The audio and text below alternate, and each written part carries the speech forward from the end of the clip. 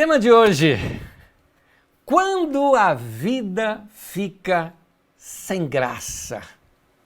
Você se sente frustrado com alguma coisa na sua vida?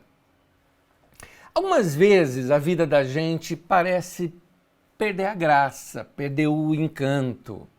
Sabe quando você come uma comida que é deliciosa, mas você está sem paladar? Então fica aquele gosto de plástico na boca, né? A vida fica insípida, sem graça.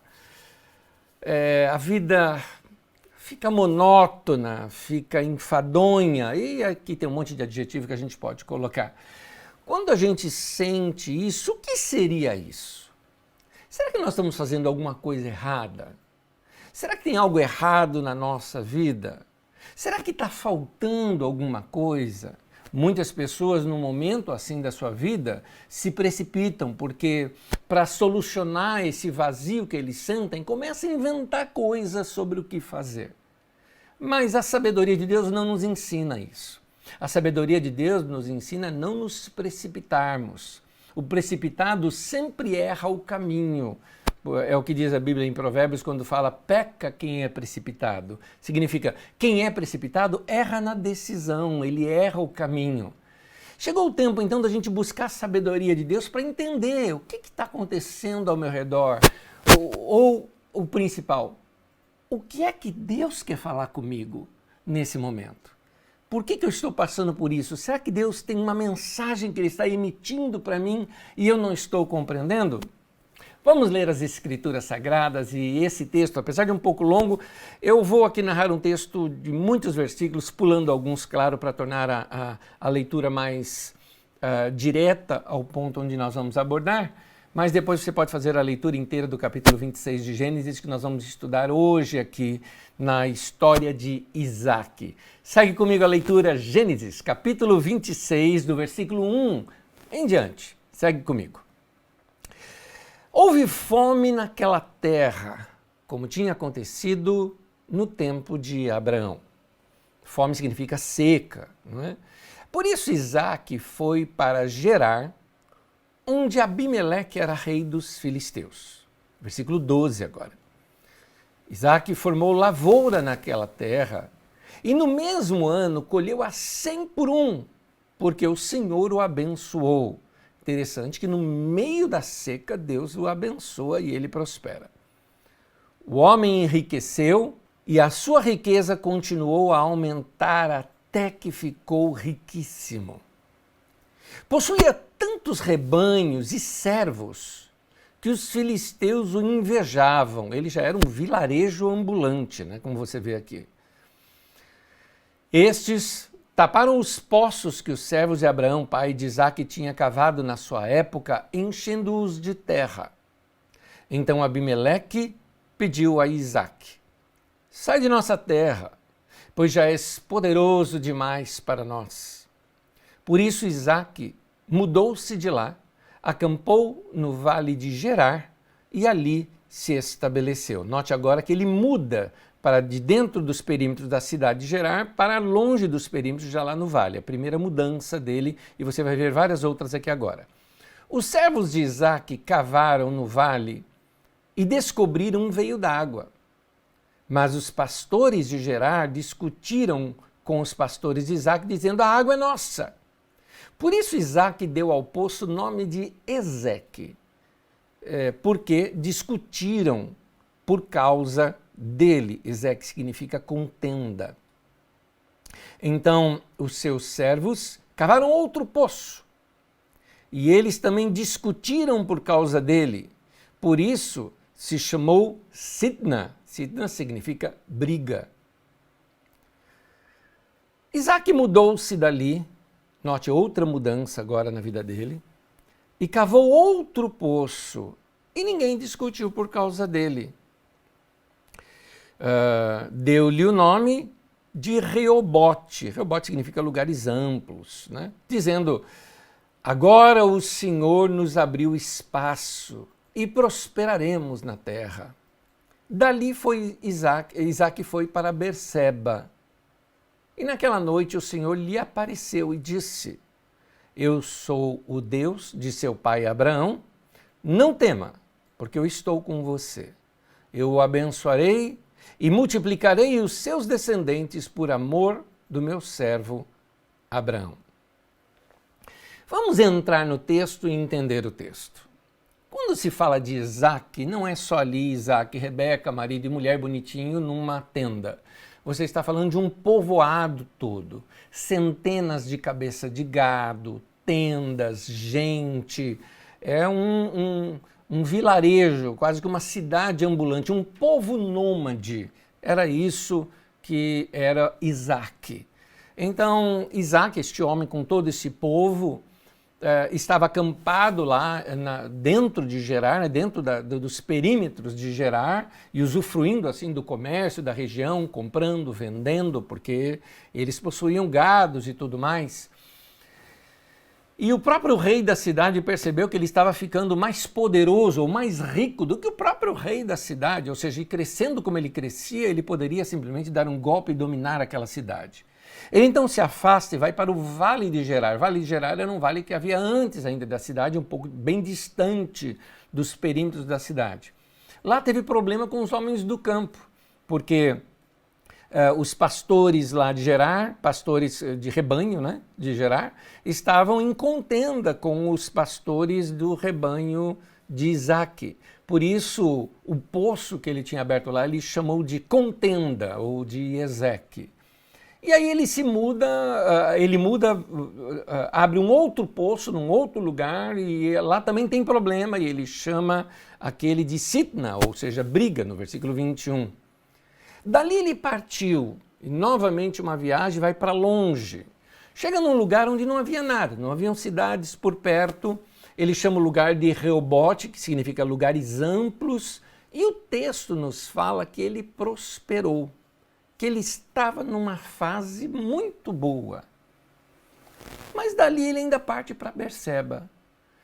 Você percebe algumas coisas aqui no texto? O incômodo, os problemas que vêm acontecendo, estavam empurrando Isaac para algum lugar.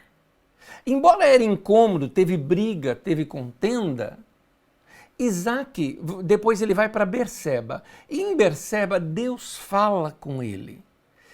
Note que os problemas levaram Isaac para o centro da vontade de Deus. Foi empurrando, quase que forçosamente. Se Isaac lá não tivesse tido problema lá no meio dos filisteus, talvez ele tivesse ficado por lá. E ele estava longe do plano, do projeto, do propósito, da vontade de Deus para a vida dele, do melhor de Deus para a vida dele. Precisou problemas acontecerem, inclusive problema que não era nem dele, problema que era dos pastores dele. E ele toma uma atitude do tipo, deixa eu resolver isso aqui, senão alguém se mata aqui. Então, nem era problema dele. E ele vai prosperando à medida que ele vai se mudando. O que me chama a atenção é essa caminhada dele de Reobote para Berseba, porque quando ele chega em Reobote, não tinha nenhum problema, estava crescendo, prosperou. Mas sabe quando você tem aquela sensação, mas não é aqui ainda o lugar? Não é aqui o lugar? Muito tempo atrás, nós estávamos de mudança, nossa família, e procurando lugares para morar, encontramos um lugar e era muito bonito, o lugar era bonito, um condomínio bonito, tudo era bonito no lugar. Mas sabe quando você fica com um gosto de plástico na boca? Assim, não é aqui o nosso lugar, não tem a nossa cara aqui. Foi interessante porque eu falei, bom, deve ser porque eu estou agitado, não estou percebendo, estamos com pressa de mudar. Chamei grande amigo nosso aí, o Lorival, o João Pedro fez, até filho do Lorival, arquiteto, fez para nós desenhos de reformas e tudo. Não era ali, não era. Era necessário se mudar mais um pouco, não era aquele lugar. Sabe quando tudo parece bom? Era o caso aqui dele, estava em Reobote. Tudo estava bom, tudo prosperou, mas não era o lugar. Aliás, você precisa entender que estar num lugar, num momento de crescimento, muitas pessoas estão com medo hoje de um momento de retração. Mas você sabia que o momento de crescimento é que é o pior momento da vida da gente? É verdade. A Bíblia, quando fala do pecado de Sodoma, diz que o pecado de Sodoma foi a sua próspera tranquilidade. No momento em que eles estavam mais crescendo, se acomodou. E esse comodismo fez com que eles buscassem outras coisas e assim aquela cidade oprimia as outras, se tornou um povo arrogante. Às vezes as pessoas prosperam e ficam assim, ficam arrogantes, se sentem superiores aos outros e essas coisas as afastam do caminho de Deus para suas vidas. Então nós temos que prestar atenção nessa percepção no nosso relacionamento com Deus, qual é o lugar que Deus quer nos levar? Qual é o momento da vida que Deus quer que a gente experimente? Há determinados lugares que são como Rehobote. É bom, é amplo, é legal. É interessante que o texto ainda fala, eu volto aqui na minha própria leitura, que ele fala no versículo 22, deu-lhe o nome de Rehobote, dizendo, agora o Senhor nos abriu espaço e prosperaremos na terra. Note, momento de crescimento, de prosperidade dele, numa fase boa. E ele fala, gente, levanta acampamento, vamos embora, tem um outro lugar para a gente ir. Agora, quando ele chega em Berseba, aí Deus fala com ele.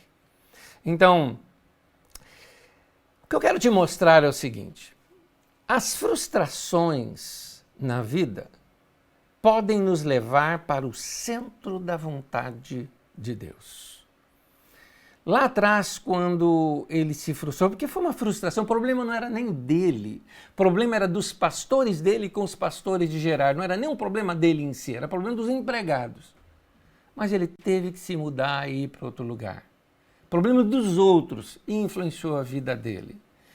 Mas as frustrações na vida, situações como o desemprego, por exemplo, que talvez você não esteja entendendo, momentos difíceis, como talvez alguns de vocês estejam passando, talvez vocês não percebam isso, mas é a única forma de te empurrar para sair de um momento cômodo da tua vida para te levar a uma nova experiência. Às vezes isso acontece com a gente em áreas que a gente mais ama até mesmo. Eu, por exemplo, há alguns anos atrás, eu narro bastante isso para vocês porque foi muito marcante isso na minha vida. Foi um momento em que eu me frustrei com a igreja. Eu queria que você entendesse o que significa isso, porque você fala, eu já me frustrei com a igreja tantas vezes. Pois é, eu não. Para mim teve aquela. Eu nasci e cresci na igreja. Costumo até brincar dizendo que minha mãe me pariu na igreja, porque eu só me lembro da minha vida dentro da igreja. Eu brincava dentro do salão da igreja. Meus pais eram zeladores e fundadores de uma determinada igreja em São Paulo. E eu cresci no meio da igreja, aprendi, vi um órgão lá na igreja, aprendi mexendo no órgão, depois fui estudar piano e toquei aquele órgão da igreja. Eu era organista dos meus 8 anos de idade, já era organista da igreja, para você ter uma ideia como que eu era envolvido. Eu nunca me afastei da igreja, eu cresci na igreja, eu passei a minha infância na igreja, eu passei minha juventude na igreja, eu me tornei pastor porque eu amava a igreja e eu queria fazer algo diferente. Toda a minha família foi inserida dentro da igreja, toda a minha história foi para dentro da igreja. E aí um dia eu fui traído dentro da igreja que eu pastoreava e me tiraram do ministério. Gente, assim, meu mundo acabou, meu mundo caiu, eu fiquei frustrado. A vida para mim naquele momento perdeu a graça. Eu tinha família, eu tinha amigos, eu tinha tudo ao meu redor, mas alguma coisa estava faltando. Eu queria que vocês entendessem, tá? É uma coisa muito minha que não hoje eu estou muito ligado a carisma. Não existe o Anésio sem a carisma, que entende? Faz parte, eu não consigo separar uma coisa da outra dentro da minha cabeça. Quando eu falo carisma, eu falo todo o ministério e dedicação, porque para mim eu existo para isso. Na minha cabeça, essa semana nós estávamos estudando sobre Ana e Samuel. Na minha cabeça não sai da minha mente algo que minha mãe me contou, que quando eu era um bebê ainda, eu tive um problema seríssimo, ela me levou lá para a Santa Casa de Misericórdia, em São Paulo, e ela entendeu que o menino ia morrer, entrou dentro da capela, começou a orar, e ela me contou isso, dizendo, eu disse para Deus, se meu filho viver, ele é teu, vou entregá-lo nas suas mãos. E disse que veio um padre que bateu no ombro dela e falou, filha, Deus respondeu a sua oração. Segundo minha mãe conta, quando ela voltou para me ver lá, disse que eu já estava assim, dando sinais de melhora. Seja como foi essa história, que só ela um dia, né, pode me contar lá na eternidade, narrando em detalhes, mas na minha cabeça eu era alguém consagrado a Deus e vivendo para Deus. Agora imagina, para mim viver para Deus era esse envolvimento com a igreja. E daqui a pouco eu me vejo fora disso, ou pior do que isso, sendo colocado para fora disso. Então, um monte de coisa ao redor começou a perder a graça. Quando você perde uma paixão, não é? As coisas ao redor vão ficando sem graça, insossa, não é? Ficou um buraco na agenda, porque eu era envolvido com a igreja, assim, o dia inteiro, todos os dias. Não tem mais o que fazer. E aí fica aquele buraco na gente, você tenta preencher. Eu tentei preencher dando aula, fazendo algumas coisas, mexendo no computador e vendendo outros tipos de serviço. Tudo bem, trabalho era necessário de outra maneira, mas ali eu sabia que eu estava tentando preencher um buraco na agenda. Como aqueles jovens quando desmancham um namoro, né, ou um noivado, e aí acostumado a ver a pessoa e falar com a pessoa o dia inteiro, qualquer coisa, mandava recado para a pessoa, e aí não tem mais isso e fica aquele buraco na agenda. E assim eu fui tentando preencher com um monte de coisas, mas o que eu não sabia era que Deus estava me levando para aquele momento para eu ter uma nova experiência com Ele. A minha busca por Deus aumentou de uma maneira diferente, me despertou de outras formas, me fez buscá-lo de uma outra maneira, me fez rever princípios que tinham na minha vida e que talvez eu tivesse me afastado deles, de busca por Deus, de paixão, de oração. Muita coisa foi renovada, era necessário aquele momento de peregrinação. Meu irmão, talvez Deus esteja te desacomodando de um momento da sua vida para te levar para outro momento da sua vida. Muito importante quando a gente está passando por esse momento de frustração, ou como diz o tema de hoje, quando a vida fica sem graça, é muito importante a gente tentar localizar qual é a causa. No meu caso, eu sabia o que tinha causado isso. Mas existem momentos na vida da gente em que ficamos frustrados e não sabemos a causa. Ficamos então olhando ao redor para encontrar o culpado. Para nós, sempre a culpa é de alguém. Normalmente a gente faz isso, a gente transfere a culpa. Você está sentindo um vazio, está sentindo que a coisa não está legal, e aí o que você pensa? É meu marido que não me preenche, ou é minha esposa que não me preenche, ou é meus pais que não me entendem. E aí a gente tenta jogar a culpa para alguém, ou para alguma coisa, é minha empresa, ou é a minha igreja, ou é esse pastor aí que não tem unção, entendeu? Não fala mais no meu coração. Aí a culpa sempre é do outro. É o ministério de música que o povo não ora, né? Então não tem unção e tal. Sempre a culpa é dos outros, nunca a culpa é de si. Isso me lembra um pouco Adão, não é? Porque naquela história bíblica de Gênesis, que é um texto dos princípios, mostra isso também. Porque, entenda, no momento melhor da vida deles, jardim, pomar, terra, coisa linda, Deus, pôr do sol, aquela coisa maravilhosa, resolveram experimentar o que não podia, que era comer do fruto. E ao comer do fruto, a mulher pega, come, passa para ele come. E daqui a pouco Deus vem e fala, e aí, Adão? O que é que você fez? Qual foi a resposta de Adão? Foi a mulher que o Senhor me deu. Nota, ou a culpa é dela, ou a culpa é do Senhor que me deu essa coisa aí. Entende essa escapada do Adão nesse sentido? Nunca a culpa é dele. Então Adão pega, diz até a letra de uma canção antiga, né? Adão disse que a culpa foi dela. Eva disse que a cobra enganou. A cobra escondeu-se no mato e até hoje ninguém sabe quem pecou.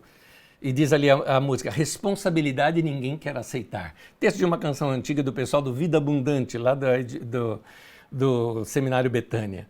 Mas nota uma coisa, muita gente está assim, mal com Deus, está sem alimento espiritual. Quer ver uma coisa? Quando você fica sem comer, como é que você fica? Você fica chato, não é verdade? Pode notar qualquer pessoa, passou a hora de comer, passa um tempo, você fica chatinho, você fica chato, você fica cri-cri, você fica mal-humorado. Da mesma maneira, quando você não se alimenta espiritualmente, seu espírito precisa. Você foi criado para isso. Nós fomos criados em Cristo Jesus para o louvor da sua glória. O que isso significa? Para nós nos conectarmos com Deus, nos relacionarmos com Deus. E quando a gente não faz isso, a gente sente um vazio, uma fome existencial. E aí a gente fica buscando quem é o culpado daquilo e esquece de olhar para dentro. É mais fácil dizer que foram os outros, né? Porque é sempre mais fácil pensar assim. Mas eu preciso mostrar para você que Deus está, de alguma forma, usando isso para te chamar a atenção. Essa boa notícia que eu quero te dar. Deus pode estar por detrás dessa insatisfação. Não que Ele esteja causando isso, mas que Ele pode usar isso para algo bom. Como diz o texto da Bíblia Sagrada de Romanos 8, que diz assim: todas as coisas cooperam para o bem daqueles que amam a Deus. Uma das formas de traduzir esse texto é: Deus faz com que todas as coisas cooperem para o bem. Ou seja, Deus transforma aquelas coisas em algo bom. Deus pega aquela situação ruim que aconteceu conosco, que a gente às vezes nem entende o porquê, mas Deus pode pegar esse momento e te levar para um outro momento da história da sua vida. Queridos, na vida da gente, quando a gente está satisfeito, a gente se acomoda. Vamos ser bem sinceros. A insatisfação, a frustração, ela vem para nos desacomodar. A insatisfação é a maneira de Deus colocar em nosso coração a semente de uma nova busca profunda por Ele, para nós experimentarmos um novo momento na nossa vida. O tempo todo Deus está emitindo sinais para nós. Meu irmão, você percebe os sinais? Deus fala através de sinais. Você ouve uma mensagem aqui, alguém te fala uma coisa ali que tinha a ver com aquela mensagem. Às vezes eu estou aqui ministrando algo para você e você fala: meu Deus, nessa semana eu vi isso, ou alguém me falou isso, ou numa letra de uma canção, ou na leitura de um texto bíblico, ou me veio à mente essa semana uma coisa parecida com isso. Você percebe? Sinais. Pode notar que às vezes quando fala que Deus chamou, por exemplo, quando você estuda, como nós estudamos na terça-feira no dia daqui, a vida de Samuel, quando Deus chama Samuel, chama 3 vezes. E nas vezes que ele chama, ele repetia: Samuel, Samuel. E isso ele ainda faz por 3 vezes. Nota, Deus insiste. Quando você vem com essa história: eu tive um sonho, eu não sei o que Deus quis dizer. Esquece ou pendura no gancho, espera até que outros sinais venham e deixa aquilo claro na tua mente, no teu coração. Deus vai mandando sinais. Deus pode falar com você, como nós estudamos aqui no domingo passado, na sua meditação, olhando a natureza, e aquelas coisas vêm formando, e aí vem uma mensagem e fala com você. Deus vai emitindo sinais, e Deus também pode emitir um sinal através das situações que causam insatisfação na sua vida, para que você se mova daquele lugar, daquele momento da sua vida. Vamos rever isso no texto, vem comigo. Gênesis 26, texto que nós já lemos, versículo 19 e 20 diz assim: os servos de Isaque cavaram no vale e descobriram um veio d'água, mas os pastores de Gerar discutiam com os pastores de Isaque, dizendo: a água é nossa. Por isso Isaque deu ao poço o nome de Ezeque, porque discutiam por causa dele. Note que o problema não era Isaque. O problema estava nas pessoas ao redor. Ou Isaque se mudava dali, ou alguém ia matar alguém. Então, como nós já lemos o final da história, nós sabemos que Isaque finalmente chega no lugar certo, no ponto certo da vida do projeto de Deus para a vida dele. Mas note, foi os outros que causaram isso nele.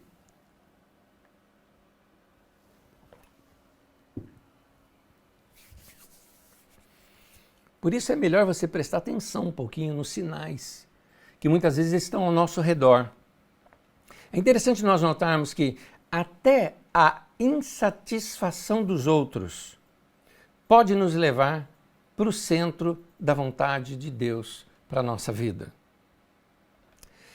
Então, presta atenção porque às vezes maridos não percebem isso. Às vezes, um homem ele trabalha o dia inteiro fora. Vamos imaginar essa cena?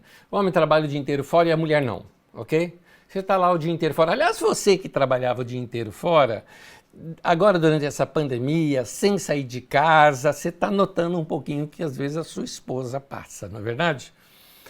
Então você está lá o dia inteiro fora e está ocupado com suas coisas. Quando você chega em casa, o que você quer? Você quer ficar em casa.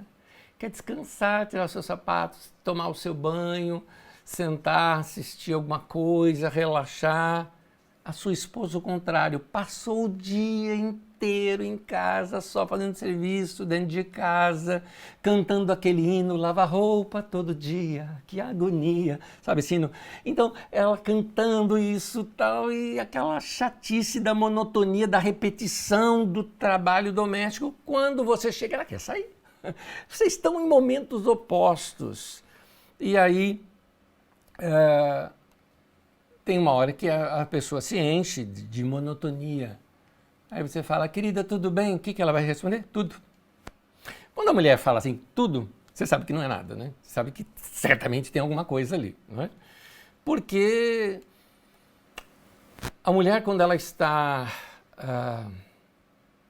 num momento de chateação com algo, ela se cala. Ela se cala.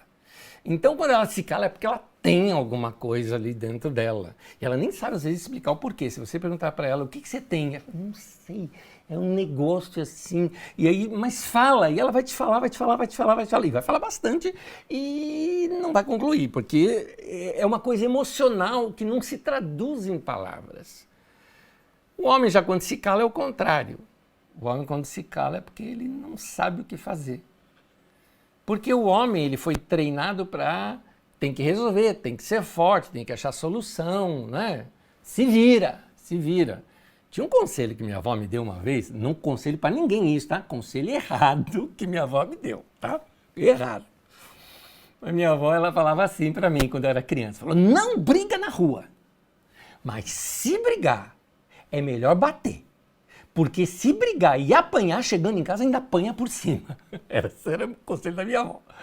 Mas o que ela queria dizer é o seguinte: deixa de ser mole, não briga e não seja fraco, né? Coisa que ensinava que o homem tem que ser forte, essa coisa toda. Pois bem, o homem foi treinado dessa maneira. E quando ele está diante de uma situação em que ele não acha solução nenhuma? Ele fica quieto, fica parado. Às vezes o cara fica parado no meio da casa, assim, ó, sem saber o que ele está fazendo, o que ele vai fazer da vida. E aí a mulher vê o homem calado, o que ela pensa? Tem alguma coisa.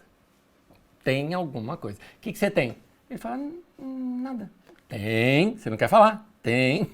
Na verdade, ele não tem nada mesmo. É que ele não sabe o que tomar, não sabe a decisão que tomar, não sabe o que fazer. Então, a cabeça está funcionando. E homem é monotarefa. Ele não consegue fazer 10 coisas ao mesmo tempo. Ele para, ele trava ali. Tela azul, travou e fica ali tentando achar uma solução. Esses conflitos na vida da gente, esses conflitos de relacionamento, vão mostrando que alguma coisa não está legal no relacionamento. Então é hora de se conversar, é hora de se aproximar, é hora de estar mais junto e dessa maneira encontrarem quais são as soluções, quais são os passos que a gente tem que tomar.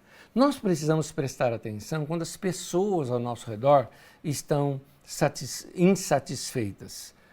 Talvez a gente pode até ajudar essas pessoas nesse momento de mudança. Porque nota o caso de Isaac. Isaac se mudou não porque o problema era dele. Porque o problema era dos pastores, dos empregados dele, era o problema. E ele se mudou por causa deles. Ele, assim, para solucionar um problema para eles, ele cedeu e ele se mudou. Ok. Quando você se dispõe a ajudar alguém do seu lado, você mesmo vai estar caminhando para algo melhor da sua vida. Isaac não sabia disso.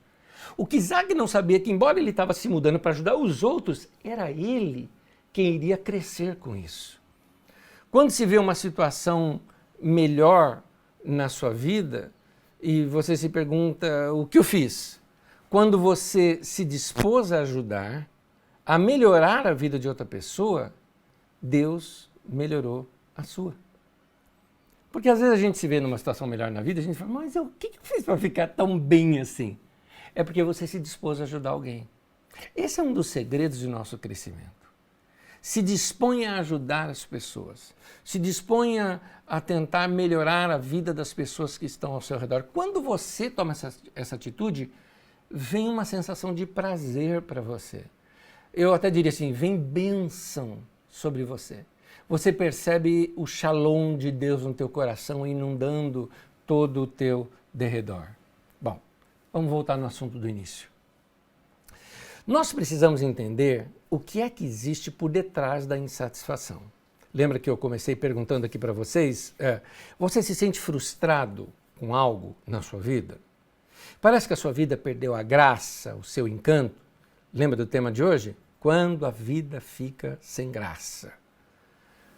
Você está assim com aquele gosto de nada na boca?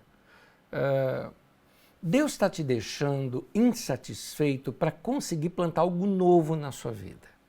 Meu querido irmão, minha querida irmã, é o seguinte, a sua sede existencial, na verdade, é uma sede por Deus. E talvez você ainda não percebeu isso. Quero ler um salmo com você, Salmo 27, versículo 4. Diz assim, uma coisa pedi ao Senhor, é o que procuro, que eu possa viver na casa do Senhor todos os dias da minha vida, para contemplar a bondade do Senhor e buscar orientação no seu templo.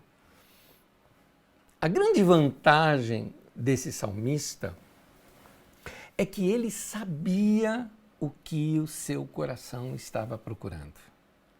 Ele sabia que a razão de sua insatisfação para com a vida era sede de Deus.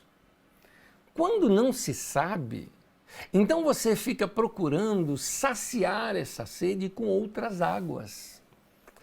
Tem gente, por exemplo, que foge para as drogas. Por que uma pessoa se enfia no meio das drogas? Porque ela quer fugir do mundo. Ela quer esquecer a situação, então ela busca as drogas, mas esse não é um bom caminho. A sua sede é outra. É isso que Deus está querendo te mostrar. Tem outra água que você precisa beber que não é essa daí. Outras pessoas inventam romances, por exemplo. Alguém acaba um relacionamento e logo tenta preencher esse relacionamento com outra pessoa porque ela não suporta esse vazio e aí se precipita. Fica, além de estar com a vida ainda um pouco estragada, estraga do outro. Outros se afundam com distrações temporárias. Tem gente, por exemplo, que fica maratonando séries, se envolvendo com alguma coisa para preencher o espaço de tempo que fica vazio na sua vida. Então, quando a gente se perde dessa maneira, a gente fica procurando alguma coisa para preencher esses espaços. Aliás, foi esse o tom da conversa de Jesus com a mulher samaritana. Aquela mulher, ela tinha uma sede existencial. E essa sede só se saciava com a água da vida e não com uma aventura. Era uma sede por Deus. Lembra-se da história? Jesus chega até um vilarejo, aos arredores ali de Samaria, Os discípulos vão procurar alguma coisa para comer, ele fica à beira de um poço, uma mulher vem tirar água do poço, ele pede água para ela e começa um diálogo estranho ali com ela. Diálogo estranho porque homem não falava com a mulher, sendo ele mestre, não podia se dirigir também a uma mulher, nenhuma mulher a ele. Ela era samaritana, ele era judeu, judeus e samaritanos não se conversavam. Mas Jesus começa a perceber que aquela mulher tinha sede por algo e ele inclusive revela que nessa sede ela fez muitas buscas por amores e romances. Ele até fala... vai buscar o seu marido. Ela fala, não tenho marido. Ele falou, exatamente, você falou muito bem, você já teve 5 e o que tem não é seu. Então era uma mulher que ela procurava preencher o vazio dela numa busca emocional. Tem gente que não é na questão emocional, tem gente que não é com romances, tem gente que fica procurando... Por exemplo, tem muitas pessoas em depressão hoje porque não tem mais balada para ir, não tem alguma coisa, porque a balada é distração. Você se gasta, você já chega acabado, quebrado, dorme depois no outro dia até 2 da tarde. Então as pessoas fogem do mundo, elas não se divertem, elas fogem do mundo. Então essas distrações na vida, na verdade, não estão preenchendo esse vazio. Jesus chegou para essa mulher e falou, mulher, se você beber da água que eu tenho para te dar, você nunca mais vai ter sede. Olha só o que Jesus fala. O que Jesus está falando para nós é que a gente precisa experimentar essa água viva, esse relacionamento com Deus. Meu querido, seu problema de você estar se sentindo meio sem graça não é a quarentena, não é. Quarentena você está se poupando de pegar um vírus e correr risco de vida, ou de passar isso para alguém. Mas seu problema não é a quarentena. Seu problema não é o aperto financeiro. Você já deve ter passado por vários na vida, eu já passei, todo mundo já passou. Seu problema não é a incompatibilidade no seu romance. De repente, esse tempo de quarentena, vocês como marido e mulher estão tendo que se reinventar, ou não se encontraram ainda, ou estão se estranhando, ou vocês que são namorados e noivos estão muito distantes um do outro, a coisa está meia fria entre vocês. Não é essa incompatibilidade o seu problema. O seu problema não é o lugar onde você mora. Ai, não suporto mais essa casa, não suporto mais esse lugar. Seu problema não são as pessoas ao seu redor. Seu problema é a falta de uma experiência com Deus. Seu problema é uma fome espiritual. Eu quero te deixar aqui conselhos práticos. Se liga comigo. Quero te mostrar algumas coisas que você pode fazer e isso pode mudar a tua vida, mudar esse instante seu na sua vida. Eu me lembro, há um tempo atrás, eu não tenho quanto tempo faz isso mais, mas eu me lembro uma época em que eu comecei a sentir assim, não é uma depressão, mas é uma sensação de que algo não está legal. E eu não sabia explicar o que era físico provavelmente aquilo. Mas eu me lembro que me passou um pensamento na mente, lá atrás me passou esse pensamento, foi mais ou menos assim, eu falando comigo mesmo, Anésio, o que o pastor Anésio aconselharia a você? Como se eu sentasse do outro lado da mesa, sabe, de ser atendido no escritório. E aqueles conselhos que aquele pastor me daria, na verdade era a outra personalidade de mim mesmo, eu falei, é melhor eu começar a ouvir esses conselhos. E esses conselhos me ajudaram bastante, mas bastante mesmo, fizeram uma certa renovação em mim. Até quando eu chequei algumas coisas que eu percebi que eu achava, não, isso aqui eu faço. Quando eu fui fazer, eu percebi que eu não fazia com o coração correto. Então, eu tenho aqui alguns conselhos para te dar, uma espécie de uma receita para você praticar. E eu tenho certeza que isso vai aquecer novamente o teu coração e vai te levar a uma experiência maior com Deus. Primeiro deles, busque o Senhor. Buscar a Deus, note a expressão buscar, é quase que procurar por, ir atrás, vai descobrir ou redescobrir Deus na sua vida. Há um texto de Salmo 27, versículo 8, diz assim, a você, ó meu coração, ele diz, busque a minha face, a tua face, Senhor, buscarei. Essa tradução que você leu é o sentido do texto, segundo as notas que você encontra aí na Nova Versão Internacional.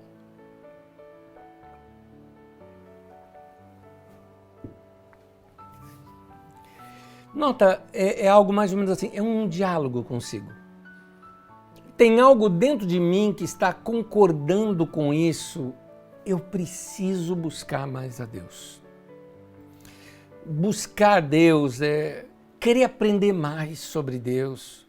Desejo de conhecer mais as Escrituras, de se encantar com a sabedoria divina, com a maravilha do conhecimento do Senhor. É assim que você vai conseguir orientação e sabedoria para tomar as decisões que você precisa tomar na sua vida. A Bíblia é um texto riquíssimo e você encontra com Jesus na sua palavra e ali você recebe a sabedoria que você precisa para tomar as decisões na sua vida. Por isso a importância do estudo bíblico, da busca, da leitura bíblica, essas coisas ajudam muito. E um detalhezinho, tomar decisões da sua vida e sem precipitação, porque a própria sabedoria é quase que inimiga da precipitação. A precipitação faz você errar o caminho. A sabedoria, ela fala, calma, vai devagar. Deus está te mandando sinais. Procure entender tudo primeiro antes de dar o primeiro passo. Tenha segurança com o que você precisa fazer. Só num tempo de comunhão com Deus é que você vai perceber isso. Então, você não precisa tomar decisões baseadas no primeiro impulso. As decisões elas precisam ser bem pensadas, bem seguras. Por isso, busque o Senhor. Segundo, adore ao Senhor. Adorar, meu querido, é mais do que cantar. Adorar é se encantar com Deus. Entendeu isso? Você o admira, você entra naquele momento gostoso, você tem esse momento de uma contemplação diante de Deus. Eu me lembro um dia, era coisa minha, eu precisava de um tempo, de uma experiência com Deus. Eu gosto muito de dirigir, eu gosto de orar de olhos abertos, né? Porque eu sou visual, depois eu relembro o trajeto e eu lembro até o que eu orei, para você ter uma ideia, eu sou assim. E eu tive um momento em que eu fiz questão, eu geralmente posso, assim, como qualquer outra pessoa usa no seu celular, né? Você fala e o celular toca ali a música que você quer. Naquele dia não, eu quis parar o carro, parei o carro, eu escolhi uma música para cantar para Deus. Olha que coisa gostosa. Eu escolhi a música que eu iria cantar para Ele. Botei no carro, cantei, sabe quando você assim, solta a goela, né? Canta para Deus. Cantei de todo o meu coração para o Senhor. E eu me lembro, coisa minha. Quando eu terminei, eu fiz assim, e aí, gostou? Como se eu assim, Deus, o senhor gostou do que eu fiz para o Senhor? Eu fiquei muito bem naquele dia, foi interessante. Até gente com quem eu trabalho chegou a comentar comigo naquele dia, você está diferente, o que foi? Foi essa experiência com Deus. Tenha uma experiência pessoal de adoração com Deus. Tenha essa experiência. Busque. Elas não são frequentes, elas são quase que únicas, de momentos, uma nunca é igual à outra. Mas segue esse meu conselho, busque o Senhor e adore o Senhor. Eu tenho um terceiro conselho para você. Ore ao Senhor. O que você gostaria de falar para Ele? Fala. Não tem por que você não contar para Deus uma coisa que você está sentindo ou passando, porque Ele já sabe. Mas Ele quer que você fale porque você precisa fazer essa leitura do seu próprio coração diante dEle. O que você gostaria de pedir para Ele? Pede. Verbalize os seus sentimentos para Deus. Eu estou falando principalmente para você que está sentindo que a vida ficou sem graça. Conta para Deus. Para Deus, não sei, não está legal. Você pode falar coisa que nem você entende. Porque às vezes a nossa oração é assim, né?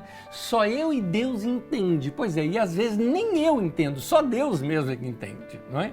São gemidos inexprimíveis, né? São formas da gente falar que não dá nem para se explicar.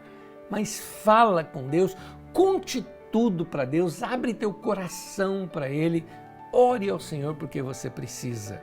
E quando você ora, você conta, você fala, cumpre-se em você o que está escrito no Salmo 37, versículo 5, diz assim: entregue o seu caminho ao Senhor e confie nele. Confie nele.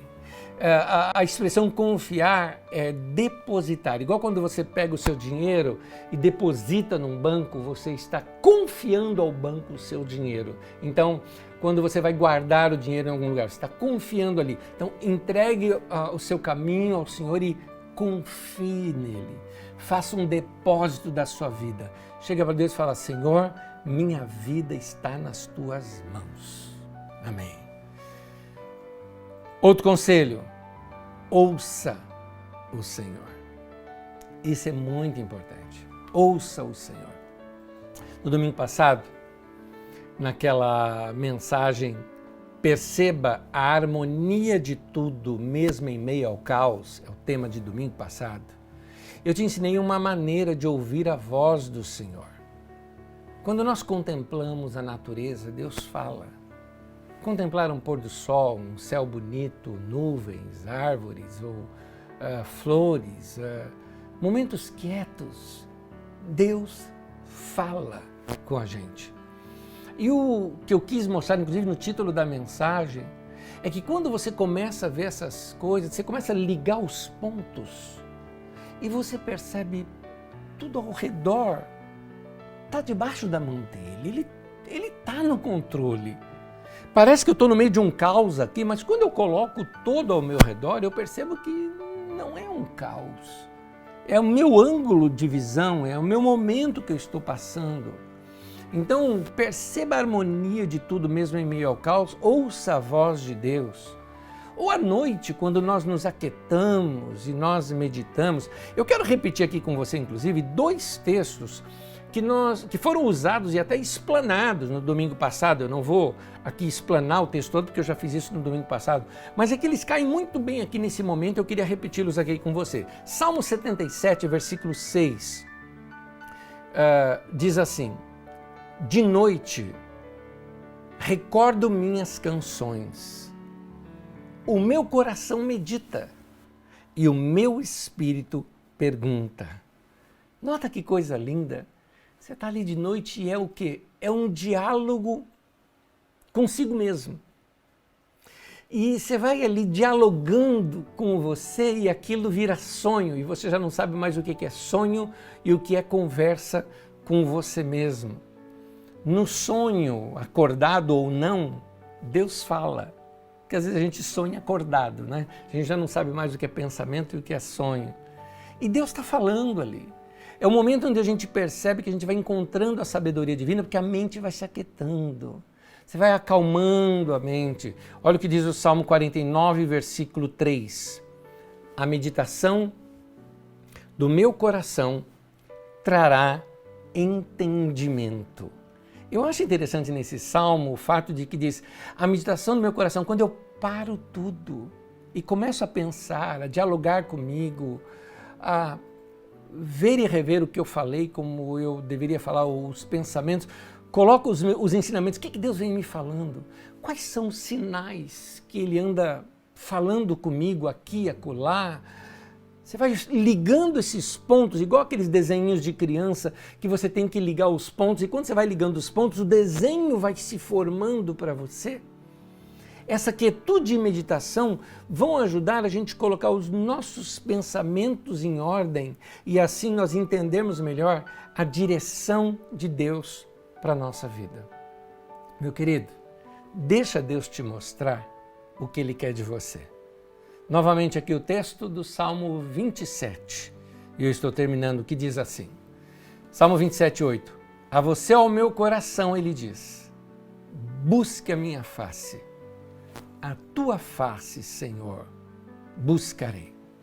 Meu querido, você precisa dar ordem para o teu coração. Nota que ele diz o seguinte, a você, ó meu coração, ele diz, ele está conversando com o seu próprio coração, dizendo, olha, Deus está falando com você, coração, Deus está falando com você. Então, coloca teu coração em Deus. Lança teu coração para Deus. Como disse um atleta de salto em varas, quando perguntaram para ele como é que ele conseguiu bater aquele recorde dele. E ele disse, quando você está naquele momento onde você já está na vara, subindo para dar o salto, ele falou, lança o teu coração e todo o teu corpo vai acompanhá-lo. Meu querido, eu sei que isso é poético, mas tem uma verdade por detrás. Lança teu coração para Deus. Toda a tua vida o acompanhará. Tudo ao teu redor vai entrar em paz. Alguns domingos atrás nós ensinamos aqui sobre o Shalom de Deus. A paz de Deus que entra dentro de você e começa a preencher o espaço ao teu redor. É aquela luz que ilumina e que começa a iluminar tudo ao redor. É a palavra de Deus que entra no teu coração e ela agora se torna luz para o seu caminho. As coisas se encaixam, os pontos vão se ligando. Você vai entendendo, era isso que Deus queria dizer, era isso que Deus queria dizer, era isso. Você vai juntando tudo e você vai vendo o desenho maior. Que Deus nos dê essa sabedoria, essa graça. Medita na palavra de Deus. Faça isso que nós aconselhamos aqui. Busque o Senhor. Adore o Senhor. Ore ao Senhor e ouça ao Senhor. Eu tenho certeza que a vida sem graça vai ser uma vida cheia de graça. Que Deus abençoe você, os seus, o seu derredor, sua mente, seu coração e essa semana seja uma semana de paz para todos nós. Que Deus abençoe em nome de Jesus.